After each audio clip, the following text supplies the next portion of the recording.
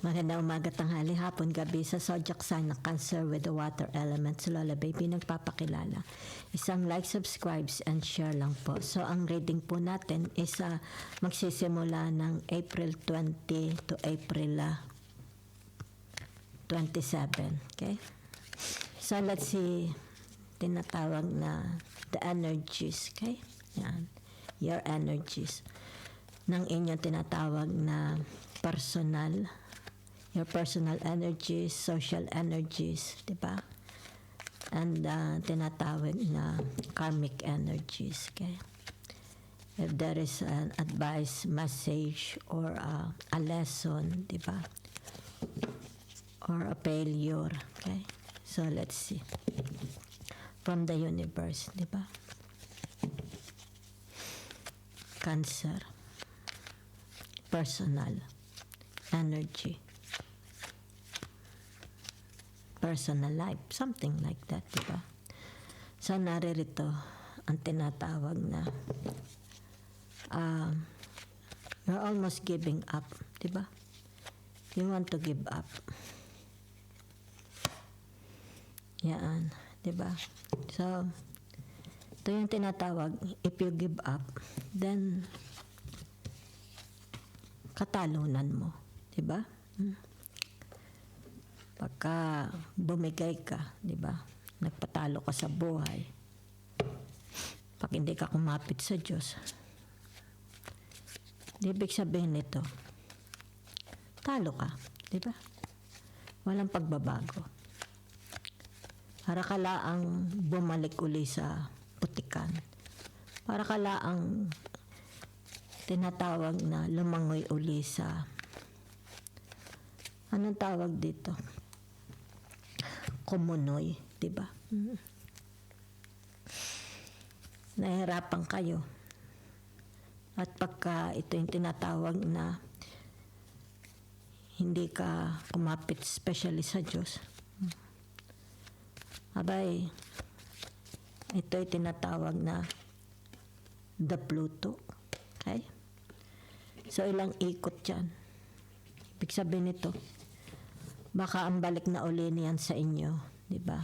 After 9, I don't know, ilang ikot ba ang Pluto, di ba? Siguro mga 9 years. Di ba? Kapit ka lang. So, naririto ang tinatawag na the Two of Swords. Okay? It's about your decision. Alam mo na, di ba? Alam mo na ano ang iyong gagawin. Okay? Yan. So, it's more about tinatawag you are ready for a competition. Di ba? Yan. It's about showing your strength. Di ba? Your capacity. Di ba? Yan. Mobility. Yan. Handa ka ng makipagsabayan. Okay? So, naririto. Diba? Personal tayo sa personal energy, personal life. Yan. So, ibig sabihin nito. Diba? So, kung ano man ito. Diba? Magkakaroon dito ng disagreement. Diba? Disagreement. Maybe at work, in a relationship, in a partnership, diba? Sa marriage man ito, sa ano pa, halimbawa sa mga friends, diba? At family, diba? So, ibig sabihin nito, hindi magkakaroon ng tinatawag na close, di ba? Yung baway sabihin na natin hindi magkakapirmahan, hindi magkakaayos sa barangay, di ba? Yan. So, nakikita dito, disagreements, okay? Walang closure, okay? Family man, properties, business, investment, love relationship, neighbors, di ba? Maaaring sa Meron to kinalaman sa korte, sa simbahan, di ba? Yan.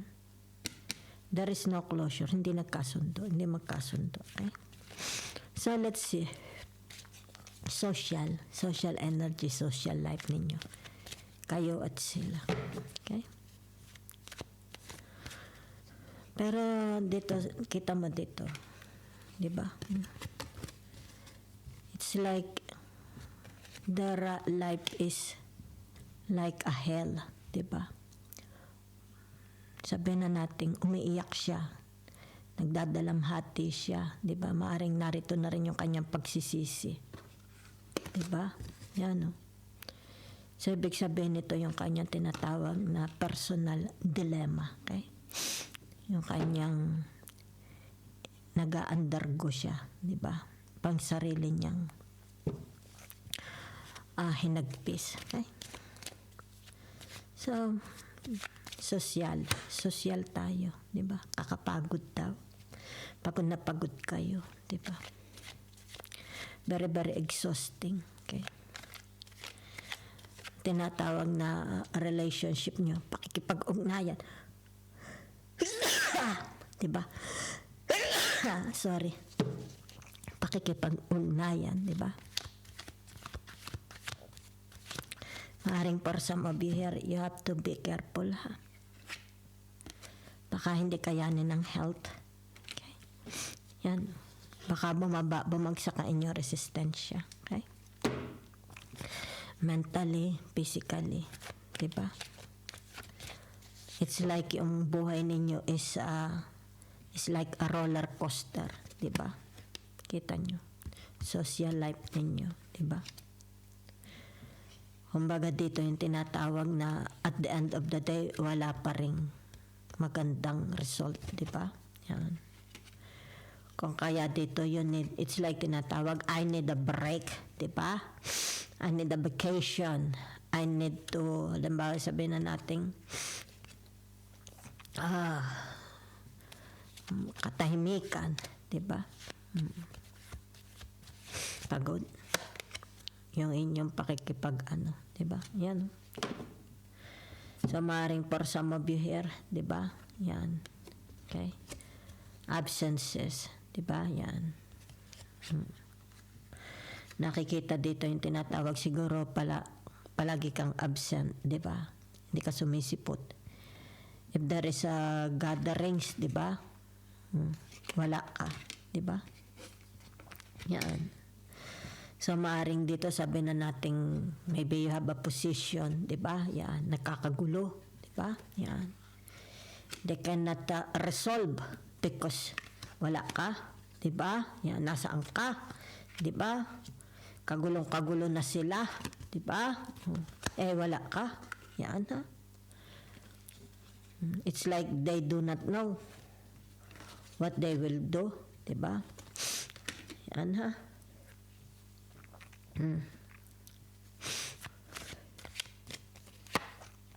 Yan, okay? Ito ha, yan. So, ibig sabihin nito mga nakakling pa kayo. The six of, naka-upright ha. Okay? Naka-reverse ito. The six of cups. Ibig sabihin nito mga nakakling pa kayo from the past, di ba? Yan. Ibig sabihin nito yung tinatawag na what you are harboring. You are harboring, di ba?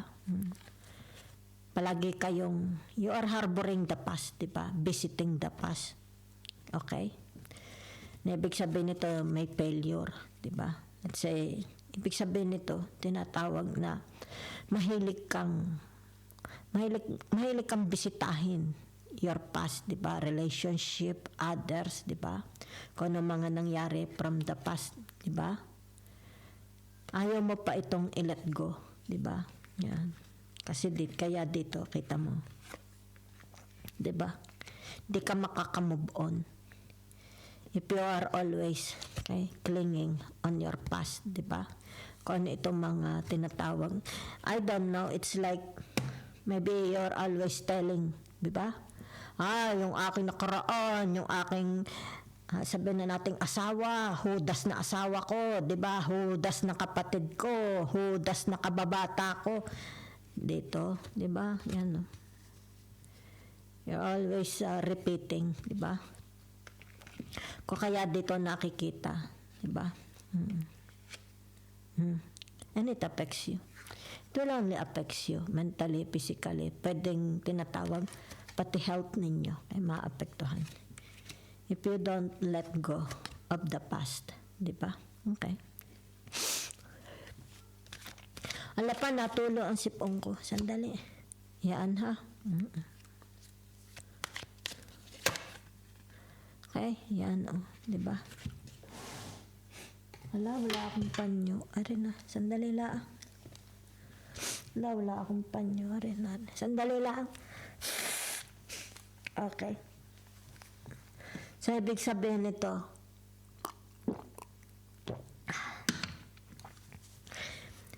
yung tinatawag na kaluwagan, okay, ng iyong damdamin. Kaluwagan ng buhay, di ba? Yan.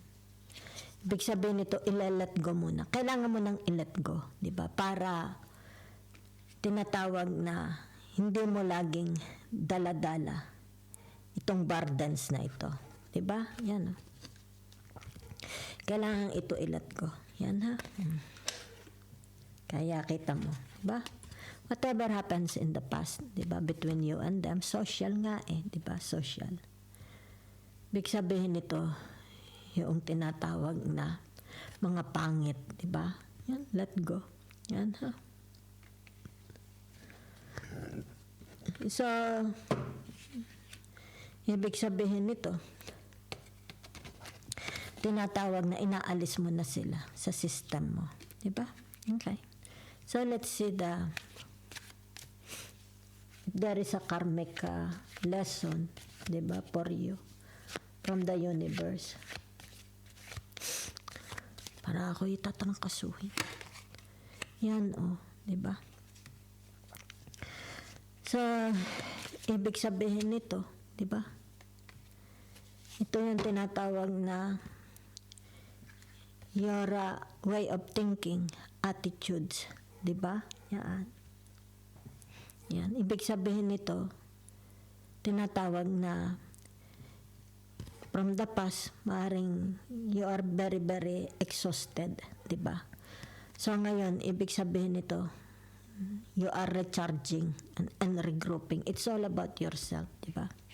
So that's the karmic. It's like you have already karmic lesson from the past. So it's more about tinatawag recharge and regroup yourself, diba? So it's more about tinatawag emotional freedom. Yan ha. Okay.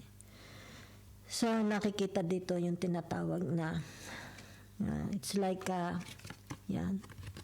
Okay? You will find people compatible sa inyo. Okay? Maaari sabihin natin from the past nagkaroon ng tinatawag na bad relationship, di ba? Yan. Bawa sabihin natin sa marriage, sa mga taong, bawa sabihin natin may kinalaman sa pera, whatever, di ba? So, ibig sabihin nito, di ba? Yan. Kaya narito ang the Hierophant, di ba? You will find your soulmate, compatible, ka-compatible sa inyo. Okay? Yan. So, ibig sabihin nito, yung tinatawag na it's about your, ito, sandali lang, ha? Okay.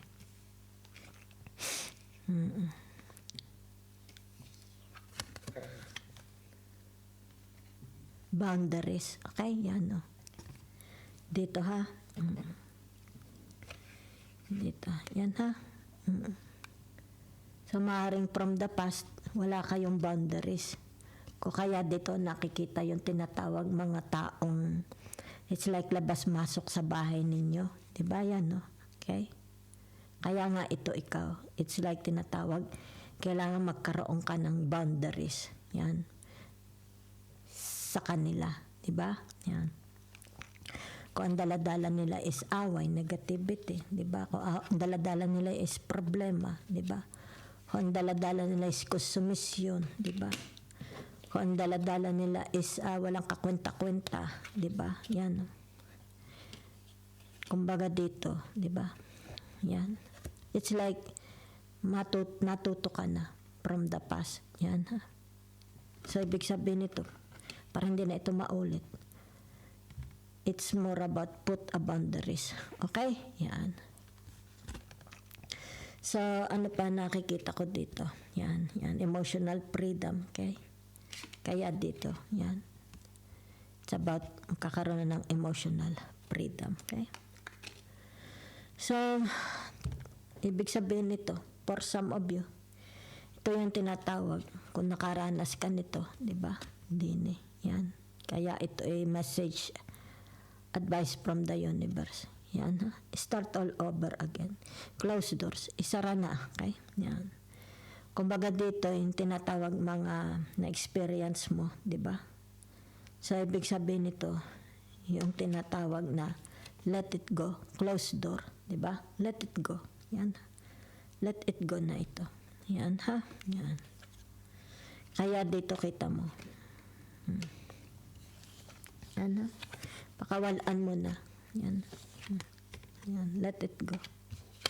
Ito mga kahinaan, di ba? Mga galit. Yan. Let it go. Okay? So, ibig sabihin nito yung tinatawag, start all over again. Di ba? Yan. Di ba? Yan. Yan, ha? Start all over again. Okay? And nakikita dito yung tinatawag na yan, be loyal. Be loyal to your friends. Di ba? Yan. It's about loyalty. Kasi ito the Hierophant. Di ba? Loyalty to others, friends, family, siblings. Be loyal, especially to your friends. Di ba? Okay? Yan. Kasi nakikita dito, di ba, yung tinatawag na